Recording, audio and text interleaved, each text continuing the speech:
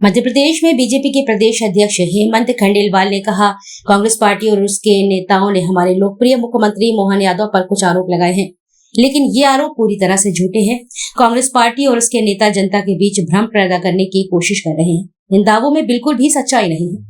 आज कांग्रेस पार्टी के द्वारा हमारे लोकप्रिय मुख्यमंत्री मोहन यादव जी पे जो एक आरोप लगाए गए वो पूरी तरह गलत है। भ्रम की स्थिति पैदा करने का प्रयास कांग्रेस और उनके नेताओं के द्वारा किया जा रहा है।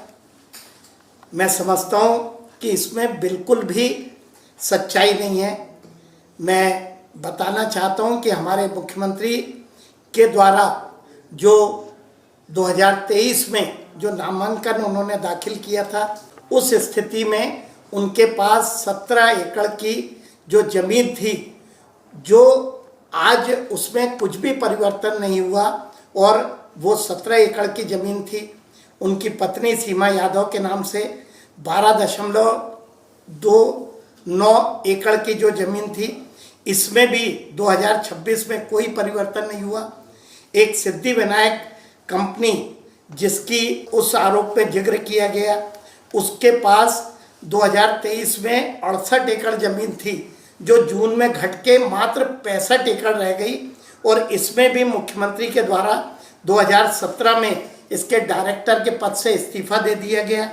उनके पुत्र वैभव के पास भी 2023 के पूर्व 16 एकड़ जो ज़मीन थी, उनके मुख्यमंत्री बनने के बाद उसमें किसी तरह का कोई परिवर्तन नहीं आया और ये सारी ज़मीन मास्टर प्लान लागू होने के पहले की थी। उनकी पुत्रवधू जिसकी अभी विवाह हुआ है, शालिनी यादव के द्वारा जरूर 10 एकड़ की एक कृषि भूमि खरीदी गई, जो कि विकसित जो मास्टर प्लान एरिया है उसके बाहर की थी।